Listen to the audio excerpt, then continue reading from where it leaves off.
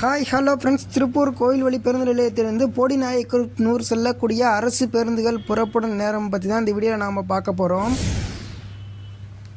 இவை அனைத்தும் பேருந்து நிலையத்தில் வைக்கப்பட்டுள்ள அட்டவணை அடிப்படையில் பதிவிடப்படுகிறது.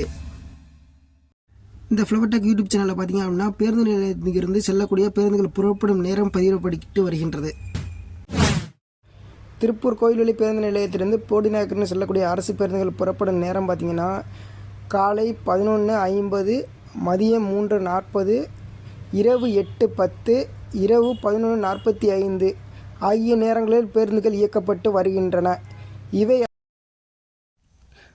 போக்குவரத்து சம்பந்தமான புகார்கள் அல்லது உதவிகளுக்கு போக்குவரத்து உதவி மைய எண் 1800-599-1500 என்ற எண்ணை பயன்படுத்திக் கொள்ளுங்கள்.